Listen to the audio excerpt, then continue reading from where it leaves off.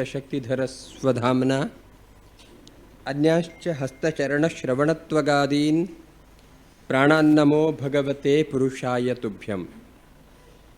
ಭವತಿ ಯದನುಭಾವಾದೇಡಮೂಕೋಪಿ ವಾಗ್ಮೀ ಜಡಮತಿರಪಿ ಜಂತುರ್ಜಾಯತೆ ಪ್ರಾಜ್ಞಮೌಲಿಃ ಸಕಲವಚನಚೇತೋ ದೇವತಾ ಭಾರತೀ ಸಾ ಮಮ ವಚಸಿ ನಿಧತ್ತಾಂ ಸನ್ನಿಧಿಂ ಮಾನಸೇ ಚ.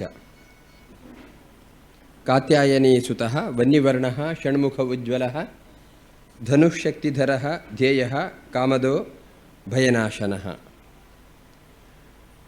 ಮನುಷ್ಯನ ಬದುಕು ಅರ್ಥಪೂರ್ಣವಾಗಬೇಕಾದ್ರೆ ಅದಕ್ಕೆ ಎರಡು ಮುಖವನ್ನು ಆಚಾರ್ಯ ಮಧ್ವರು ಹೇಳಿದ್ದಾರೆ. ಒಂದು ಭಗವನ್ಮಯವಾದ ಬದುಕಾಗಿರಬೇಕು, ಇನ್ನೊಂದು ಸಮಾಜಮುಖಿಯಾದ ಬದುಕಾಗಿರಬೇಕು ಅಂತ. ಸನಾತನ ಧರ್ಮದಲ್ಲಿ, ಹಿಂದೂ ಧರ್ಮದಲ್ಲಿ ಒಂದು ಚಿಹ್ನೆ ಇದೆ, ಸ್ವಸ್ತಿ ಅಂತ ಹೆಸರು. ಆ ಚಿಹ್ನೆಯಲ್ಲಿ ಎರಡು ರೇಖೆ ಇದೆ. ಒಂದು ಊರ್ಧ್ವಕ್ಕೆ ಹರಿದ ರೇಖೆ, ಇನ್ನೊಂದು ಅಡ್ಡಕ್ಕೆ ಹರಿದ ರೇಖೆ. ಎರಡು ರೇಖೆ ಇದೆ, ಪ್ಲಸ್ ಚಿಹ್ನೆ ಥರ ಬರುತ್ತೆ ಅದು. ಆ ಚಿಹ್ನೆ ಏನು ಹೇಳುತ್ತೆ ಅಂತ ಹೇಳಿದರೆ, ಆ ಸ್ವಸ್ತಿ ಎಂಬ ಚಿಹ್ನೆಗೆ ಮಂಗಲ ಅಂತ ಅರ್ಥ. ಆ ಮಂಗಲಮಯವಾಗಿರಬೇಕು ಬದುಕು ಅಂದರೆ ನಮ್ಮ ಬದುಕು ಎರಡು ಕಡೆ ಸಾಗಬೇಕು ಅಂತ. ಒಂದು, ನಮ್ಮನ್ನು ಅಸಾಧಾರಣವಾದ ರೀತಿಯಲ್ಲಿ ಸೃಷ್ಟಿ ಮಾಡಿದ್ದು ಭಗವಂತ. ಬೇರೆ ಯಾವುದೇ ಜೀವರಾಶಿಗೆ ಕೊಡದೇ ಇರತಕ್ಕಂಥ ಕೊಡುಗೆಗಳನ್ನು, ಅಪೂರ್ವವಾದ ಬುದ್ಧಿಶಕ್ತಿಯನ್ನು, ಮನಃಶಕ್ತಿಯನ್ನು, ಕ್ರಿಯಾಶೀಲವಾದ ಪರಿಪೂರ್ಣವಾದ ದೇಹವನ್ನು ಎಲ್ಲ ಭಗವಂತ ಕೊಟ್ಟಿದ್ದಾನೆ. ಅಂದಮೇಲೆ ಎಕ್ಸ್ಟ್ರಾ ಆರ್ಡಿನರಿ ಅಥವಾ ವಿಶಿಷ್ಟವಾದ ಕೊಡುಗೆಗೆ ಕೃತಜ್ಞರಾಗಿರಬೇಕು ಎಂಬ ಕಾರಣಕ್ಕೋಸ್ಕರ ನಾವು ಅತ್ಯಂತ ಎತ್ತರದಲ್ಲಿರತಕ್ಕಂಥ ಭಗವಂತನ ಬಗ್ಗೆ ಯೋಚಿಸಬೇಕಂತೆ. ಅವನು ಎಷ್ಟು ಎತ್ತರ ಅಂತ ಹೇಳಿದರೆ, ಸ ಭೂಮಿಂ ವಿಶತೋ ವೃತ್ವ ಅತ್ಯತಿಷ್ಠ ದಶಾಂಗುಲಂ ಅಂತ ಪುರುಷ ಸೂಕ್ತ ಹೇಳುತ್ತೆ. ಸಮಗ್ರ ಭೂಮಿಯಲ್ಲಿ ಅಥವಾ ಇಡೀ ಪ್ರಪಂಚದಲ್ಲಿ ಯಾವುದು ಎತ್ತರದ್ದು ಅಂತಿದೆಯೋ ಅದಕ್ಕಿಂತ 10 ಅಂಗುಲ 12 ಅಂಗುಲ ಎತ್ತರ ಭಗವಂತ ಇದ್ದಾನೆ ಅಂತ. ಆದ್ದರಿಂದಲೇ ನಮ್ಮ ಹಿರಿಯರು ಸ್ನಾನ ಮಾಡಬೇಕಾದ್ರೆ ಕೊಡದಲ್ಲಿ ಎತ್ಕೊಂಡು ಹೀಗೆ ನೀರು ಹಾಕೊಳ್ತಾ ಇದ್ದರು. ಯಾಕೆಂದರೆ ನಮ್ಮ ತಲೆಯಿಂದ 10 ಅಂಗುಲ ಎತ್ತರದಲ್ಲಿ ಭಗವಂತ, ಯಾವುದೇ ಪ್ರಪಂಚದ ವಸ್ತುವಿನಿಂದ 10 ಅಂಗುಲ ಎತ್ತರದಲ್ಲಿ ಭಗವಂತ ಇರ್ತಾನೆ ಅಂತ. ಹಾಗಾಗಿ ಅವನಿಗೆ ಸ್ನಾನ ಮಾಡಿಸಿದ ನೀರು ಅದು ನಮ್ಮನ್ನು ಪವಿತ್ರಗೊಳಿಸುತ್ತೆ ಅಂತ. ಹೇಗೆ ಹರಿಪಾದೋದಕ ಬ್ರಹ್ಮಾಂಡ ಎಂಬ ಕಟಾಹ ಒಡೆದಾಗ ಅದರಿಂದ ಹರಿದು ಬಂದ ನೀರು ಗಂಗೆಯಾಗಿ ಭೂಮಿಗೆ ಬಂದು ಇಳಿಯಿತು. ಭಗವಂತನ ಪಾದ ತೊಳೆದ ನೀರು ಎಂಬ ಕಾರಣಕ್ಕೆ ಗಂಗೆ ಎಂಬುದು ಅತ್ಯಂತ ಅಪೂರ್ವವಾದ ಗುಣಗಳನ್ನು ಒಳಗೊಂಡಿದೆ. ಯಾವುದೇ ರೀತಿಯ ಪ್ರಪಂಚದಲ್ಲಿ ಇರುವಂಥ ನೀರಿಗಿಂತ ಅತ್ಯಂತ ಪರಿಶುದ್ಧವಾದ ಮತ್ತು ಅತ್ಯಂತ ವಿಶಿಷ್ಟವಾದ ಗುಣವನ್ನು ಹೊಂದಿದೆ ಅಂತ. ಪ್ರಯಾಗರಾಜ ಕುಂಭಮೇಳದಲ್ಲಿ 55 ಕೋಟಿ ಜನ ಸ್ನಾನ ಮಾಡಿದರೂ ಕೂಡ ಆ ನೀರಿನಲ್ಲಿ ಯಾವುದೇ ರೋಗಾಣುಗಳು ಪತ್ತೆಯಾಗಲಿಲ್ಲ ಅಂತ ಹೇಳೋದು ಮತ್ತೆ ಸಂಶೋಧನೆಯಿಂದ ಗೊತ್ತಾದ ಸಂಗತಿ. ಗಂಗೆಗೆ ಎಂತಹ ಪಾವಿತ್ರ್ಯ ಇದೆ, ಆ ಗಂಗೆ ನೀರು ಎಷ್ಟು ಪರಿಶುದ್ಧ ಅಂತ ಹೇಳಿದರೆ ಅದು ಭಗವಂತನ ಕಾಲು ತೊಳೆದ ನೀರು ಅಂತ. ಹಾಗೆ ಭಗವಂತನಿಗೆ ಸ್ನಾನ ಮಾಡಿಸಿದ ನೀರು ನಮ್ಮ ಮೇಲೆ ಬಿದ್ದುಬಿಟ್ರೆ ನಾವು ಪವಿತ್ರವಾಗ್ತೇವೆ ಅಂತ ಹೇಳುವಂಥ ಅನುಸಂಧಾನ ಬೇಕು. ಹಾಗಾಗಿ ಯೋಸೌ ಸರ್ವಗತೋ ವಿಷ್ಣು ಚಿತ್ಸ್ವರೂಪಿ ನಿರಂಜನಃ ಸ ಏವ ದ್ರವರೂಪೇಣ ಗಂಗಾಂಭೋ ನಾತ್ರ ಸಂಶಯ ಅಂತ ನಮ್ಮ ಅನುಸಂಧಾನ. ಹಾಗಾಗಿ ಬೆಳಿಗ್ಗೆ ನಾವು ಬಿಸಿನೀರಿನ ಹಂಡೆಯಿಂದ ಸ್ನಾನ ಮಾಡಿದರೂ ಕೂಡ ನಮ್ಮ ಅನುಸಂಧಾನ ಹೇಗಿರಬೇಕು ಅಂದರೆ, ಈ ನೀರಿನಲ್ಲಿ ಗಂಗಾದಿ ಎಲ್ಲ ಸರಿದೇವತೆಗಳ ಸನ್ನಿಧಾನ ಇದೆ. ಆದ್ದರಿಂದ ಈ ನೀರನ್ನು ಸ್ನಾನ ಮಾಡುವುದರಿಂದ ನನ್ನ ಮನಸ್ಸು ಪವಿತ್ರ ಆಗಬೇಕು, ದೇಹವೂ ಪವಿತ್ರ ಆಗಬೇಕು ಅಂತ. ಸ್ನಾನದಿಂದ, ಬಾಹ್ಯವಾದ ಸ್ನಾನದಿಂದ ದೇಹ ಪವಿತ್ರವಾದರೆ ಅದರ ಪ್ರಭಾವದಿಂದಾಗಿ ಅಂತಃಕರಣ ಶುದ್ಧಿಯಾಗಿ ಮನಸ್ಸು ಪವಿತ್ರವಾಗಬೇಕು ಅಂತ ಹೇಳುವಂಥ ಅನುಸಂಧಾನ ನಮಗೆ ಬೇಕು. ಹಾಗಾಗಿ ಭಗವಂತ ಅತ್ಯಂತ ಎತ್ತರದ ಭಗವಂತ. ಆದ್ದರಿಂದ ಅವನಿಗೆ ಕೃತಜ್ಞರಾಗಿ ಬದುಕಬೇಕಾಗಿರುವಂಥದ್ದು ನಮ್ಮ ಕರ್ತವ್ಯ ಎಂಬ ಕಾರಣಕ್ಕೆ ಭಗವಂತನ ಚಿಂತನೆ ನಮ್ಮ ಬದುಕಿನಲ್ಲಿ ಬೇಕು. ಇನ್ನೊಂದು, ಅಡ್ಡಕ್ಕೆ ಹರಿದ ರೇಖೆ ಹೇಳುತ್ತೆ, ನಮ್ಮ ಬದುಕು ಅದು ವಿಸ್ತಾರವನ್ನು ಪಡೆಯಬೇಕು ಅಂತ. ಅರ್ಥಾತ್ ನಾವು ನಮಗೋಸ್ಕರ ಯೋಚನೆ ಮಾಡೋದು ಸ್ವಾರ್ಥ. ಆ ಸ್ವಾರ್ಥವನ್ನು ವಿಸ್ತಾರಗೊಳಿಸ್ತಾ ಬಂದರೆ ನನಗೆಲ್ಲ, ನನ್ನ ಅಕ್ಕಪಕ್ಕದಲ್ಲ, ನನ್ನ ಗ್ರಾಮಕ್ಕೆ, ನನ್ನ ರಾಜ್ಯಕ್ಕೆ, ನನ್ನ ರಾಷ್ಟ್ರಕ್ಕೆ ಅಂತ ಹೇಳುವಂಥ ರೀತಿಯಲ್ಲಿ ನಾವು ನಮ್ಮ ಕೈಯಲ್ಲಿ ಏನಾಗುತ್ತೋ ಅದನ್ನು ಮಾಡುವಂಥದ್ದು. ನಮಗೆ ಭಗವಂತ ಏನು ಕೊಟ್ಟಿದ್ದಾನೋ ಅಗತ್ಯಕ್ಕಿಂತ ಹೆಚ್ಚೇನಾದರೂ ಕೊಟ್ಟಿದ್ದರೆ ಅದು ನಮಗೋಸ್ಕರ ಅಲ್ಲ, ಬೇರೆಯವರಿಗೋಸ್ಕರ ಅಂತ ಅಂದ್ಕೋಬೇಕಂತೆ. ಹಾಗಾಗಿ ಭಗವಂತ ಸಮೃದ್ಧಿಯಾಗಿ ಕೊಟ್ಟಿದ್ದಾನೆ ಅಂತ ತಿಳ್ಕೊಳ್ಳಿ. ಇನ್ನೂ ಹೆಚ್ಚೇನಾದರೂ ಕೊಟ್ಟರೆ ನಾವು ಅದನ್ನು ನಮಗೆ ಕೊಟ್ಟಿದ್ದಾನೆ ಅಂದ್ಕೋಬಾರದಂತೆ. ಯಾಕೆಂದರೆ ಮುಂದಿನ ಜನ್ಮವು ನಮ್ಗೆ ಕೊಡಬೇಕಲ್ಲವ, ಅದಕ್ಕೆ ಒಂದಷ್ಟು ಕೊಟ್ಟು ಬಿಡಬೇಕಂತೆ. ಯಾರಿಗಾದರೂ ಅಗತ್ಯ ಇದ್ದವರು ಕೊಟ್ಟು ಬಿಟ್ಟರೆ ಮುಂದೆ ಅದು ನಮಗೆ ತಿರ್ಗಾ ಮುಂದಿನ ಜನ್ಮದಲ್ಲಿ ಬಂದೇ ಬರುತ್ತೆ.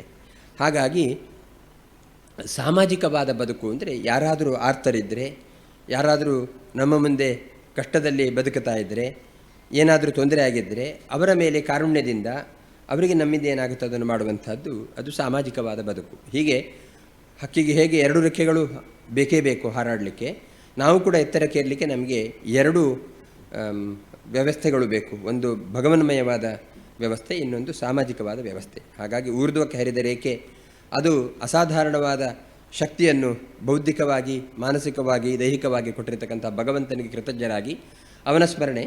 ಇನ್ನೊಂದು ಕಡೆ ಭಗವಂತ ಎಲ್ಲ ಸಮಾಜದ ಎಲ್ಲ ಜೀವಿಗಳಲ್ಲಿಯೂ ಕೂಡ ಇದ್ದಾನೆ. ಸಂತೋಷಂ ಜನಯೇತ್ ಪ್ರಾಜ್ಞ ತದೇವ ಈಶ್ವರ ಪೂಜನಂ ಅಂತ ಹೇಳುವಂಥ ಮಾತಿನಂತೆ ಎಲ್ಲ ಭಗವತ್ ಸೃಷ್ಟಿಯಲ್ಲಿರತಕ್ಕಂಥ ಜೀವರಾಶಿಗಳಿಗೂ ಕೂಡ ಏನು ಸಾಧ್ಯವೋ ಅದನ್ನು ನಮ್ಮ ಕೈಯಲ್ಲಿ ಆದಷ್ಟು ಮಾಡುವಂಥದ್ದು ಕೂಡ ಒಂದು ಸಮಾಜದ ಸೇವೆ.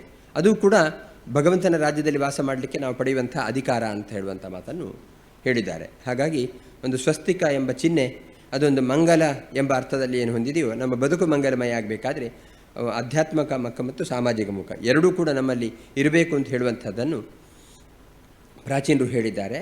ಅಂತಹ ಸನಾತನ ಧರ್ಮ ಸಂಸ್ಕೃತಿಯ ಏನು ಔದಾರ್ಯ, ಏನು ಹಿರಿಮೆ ಇದೆಯೋ ಅದನ್ನು ನಾವು ಉಳಿಸಬೇಕು ಮತ್ತು ಮುಂದಿನ ಪರಂಪರೆಗೆ ಅದನ್ನು ವರ್ಗಾಯಿಸಬೇಕು ಮತ್ತು ಅದನ್ನು ಬೆಳೆಸಬೇಕು ಅಂತ ಹೇಳುವಂಥದ್ದು ನಮ್ಮೆಲ್ಲರ ಹೊಣೆಗಾರಿಕೆ. ಈ ಎಲ್ಲ ಕಾರಣಗಳೊಂದಿಗೆ ಮಠಗಳು ತಮ್ಮದೇ ಆಗಿರತಕ್ಕಂತಹ ನಿಟ್ಟಿನಲ್ಲಿ ಯಥಾ ಸಾಮರ್ಥ್ಯದಿಂದ ಭಗವತ್ಪರವಾದ ಬದುಕು ಮತ್ತು ಸಾಮಾಜಿಕವಾಗಿರತಕ್ಕಂಥ ಬದುಕನ್ನು ಬದುಕಲಿಕ್ಕೆ ಮಾಡುವಂಥ ಪ್ರಯತ್ನಗಳಲ್ಲಿ ಈ ಕಾರ್ಯಕ್ರಮವು ಕೂಡ ಒಂದು. ಈ ಕಾರ್ಯಕ್ರಮದಲ್ಲಿ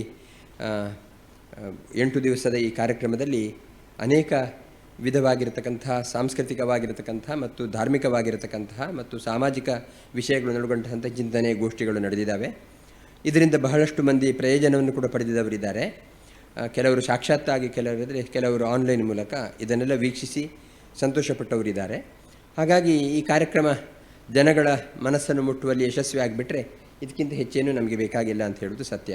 ಹಾಗಾಗಿ ಈ ಕಾರ್ಯಕ್ರಮವನ್ನು ಜೋಡಿಸಲಿಕ್ಕೆ ಮತ್ತು ಈ ಕಾರ್ಯಕ್ರಮದಲ್ಲಿ ಯಶಸ್ಸನ್ನು ಪಡೀಲಿಕ್ಕೆ ಅನೇಕ ಮಂದಿಯ ಸಹಕಾರ ಅದು ನಮಗೆ ಸಿಕ್ಕಿದೆ ಅಂತ ಹೇಳುವುದನ್ನು ನಾವು ಈ ಸಂದರ್ಭದಲ್ಲಿ ಸ್ಮರಿಸಿಕೊಳ್ತೇವೆ.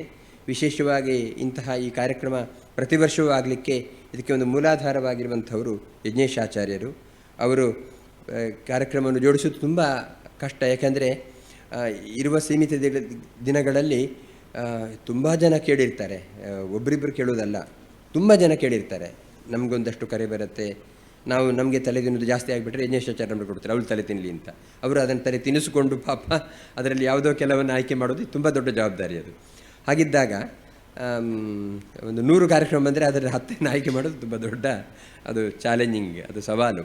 ಅದನ್ನು ಎದುರಿಸಿಕೊಂಡು ತುಂಬ ಸುಂದರವಾದ ರೀತಿಯಲ್ಲಿ ಅದನ್ನು ಕಾರ್ಯಕ್ರಮಗಳನ್ನು ಜೋಡಿಸಿಬಿಟ್ಟು ಈ ಚಾತುರ್ಮಾಸ್ಯದ ಸಾಂಸ್ಕೃತಿಕ ವೈಭವ ಕಾರ್ಯಕ್ರಮ ಅರ್ಥಪೂರ್ಣವಾಗುವಲ್ಲಿ ಅವರ ಕೊಡುಗೆ ಅಪಾರವಿದೆ ಅಂತ ಹೇಳುವುದನ್ನು ನಾವು ಈ ಸಂದರ್ಭದಲ್ಲಿ ನೆನಪಿಸಿಕೊಳ್ತೇವೆ. ಈ ಮಠದ ಎಲ್ಲ ವ್ಯವಸ್ಥೆಗಳಲ್ಲಿ ಆಗುಹೋಗುಗಳಲ್ಲಿ ಸುದರ್ಶನ ಜೋಯಿಸರ ಪಾತ್ರ ತುಂಬ ದೊಡ್ಡದು. ಯಾವುದೇ ಕಾರ್ಯಕ್ರಮ ಆಗಬೇಕಾದರೂ ಕೂಡ ಅವರ ಶ್ರಮ, ಅವರ ಚಿಂತನೆ ಅದರಲ್ಲಿ ಇದ್ದೇ ಇರುತ್ತೆ. ಆದ್ದರಿಂದ ಅವರ ಕೊಡುಗೆಗಳನ್ನು ಈ ಸಂದರ್ಭದಲ್ಲಿ ನಾವು ಸ್ಮರಿಸ್ತಾ ಇದ್ದೇವೆ. ಈ ಕಾರ್ಯಕ್ರಮದಲ್ಲಿ ಅನೇಕ ಮಂದಿ ಸಾಂಸ್ಕೃತಿಕ ಕಾರ್ಯಕ್ರಮಗಳಿಗೆ ಪ್ರಾಯೋಜಕತ್ವವನ್ನು ಒಪ್ಪಿಕೊಂಡು ಈ ಕಾರ್ಯಕ್ರಮದ ಭಾರವನ್ನು ಮಠಕ್ಕೆ ಬೀಳದ ಹಾಗೆ ಮಾಡಿದವರಿದ್ದಾರೆ. ಅದರಲ್ಲಿ ದೇವಸ್ಥಾನದ ಅರ್ಚಕರಾದ ಅಚ್ಯುತಾಸನರಿರ್ಬೋದು, ವೇಣುಶಾಸ್ತ್ರಿಗಳಿರ್ಬೋದು, ಮತ್ತು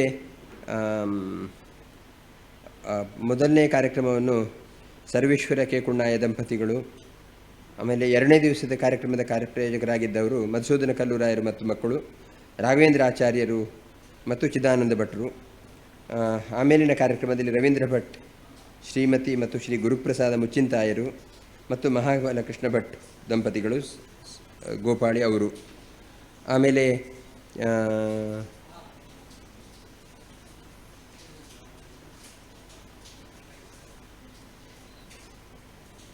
ಪ್ರಾಯೋಜಕರಾಗಿ ಯಜ್ಞೇಶಾಚಾರ್ಯರು, ವಾಸುದೇವ ಭಟ್ರು, ಸುಬ್ರಹ್ಮಣ್ಯಾಚಾರ್ಯರು ಮತ್ತು ಶಂಕರ ಭಟ್ರು ಕೊಡುಗೆ ಕೊಟ್ಟಿದ್ದಾರೆ.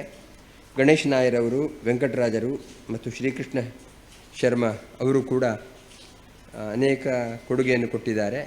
ಹೀಗೆ ರವೀಂದ್ರ ಮತ್ತು ಸಹೋದರರು ಅವರು ಕೂಡ ಇದಕ್ಕೆ ಪ್ರಾಯೋಜಕತ್ವವನ್ನು ಕೊಟ್ಟಿದ್ದಾರೆ. ಹೀಗೆ ಅನೇಕ ಮಂದಿ ಈ ಕಾರ್ಯಕ್ರಮದಲ್ಲಿ ಪ್ರತಿ ವರ್ಷವೂ ಕೂಡ ಪ್ರಾಯೋಜಕತ್ವವನ್ನು ಕೊಟ್ಟು ಶ್ರೀಮಠಕ್ಕೆ ಸೇವೆ ಮಾಡುವಂಥವರಿದ್ದಾರೆ. ಈ ಕಾರ್ಯಕ್ರಮದಲ್ಲಿ ಸತ್ಯಶಂಕರ್ ಅವರು, ನಮ್ಮ ಶಾಲೆಯ ಮುಖ್ಯೋಪಾಧ್ಯಾಯರು, ಪೂರ್ತಿ ಕಾರ್ಯಕ್ರಮದಲ್ಲಿ ಇದ್ದುಕೊಂಡು ಆ ಕಾರ್ಯಕ್ರಮದ ನಿರ್ವಹಣೆಯನ್ನು ತುಂಬ ಚೆಂದ ಮಾಡಿದ್ದಾರೆ ಅಂತ ಹೇಳೋದು ಸತ್ಯಶಂಕರ್ ಅವರು ನಮ್ಮ ಶಾಲೆಯ ಮುಖ್ಯೋಪಾಧ್ಯಾಯರಾದ್ದರಿಂದ ಅವರ ಕೊಡುಗೆ ಶ್ರೀಮಠಕ್ಕೆ ಸಲ್ಲುವುದರಿಂದ ಸಂತೋಷ ಆಗಿದೆ ನಮಗೆ. ನರಸಿಂಹ ಜಯಂತಿ ಅನೇಕ ಕಾರ್ಯಕ್ರಮಗಳಲ್ಲಿ ನಮ್ಮ ಶಾಲೆಯ ಮುಖ್ಯೋಪಾಧ್ಯಾಯರು ಭಾಗಿಯಾಗಿದ್ದುಕೊಂಡು ಈ ಕಾರ್ಯಕ್ರಮವನ್ನು ನಿರ್ವಹಣೆ ಮಾಡುವುದರಲ್ಲಿ ಅವರು ಪ್ರವೀಣರಾಗಿದ್ದಾರೆ.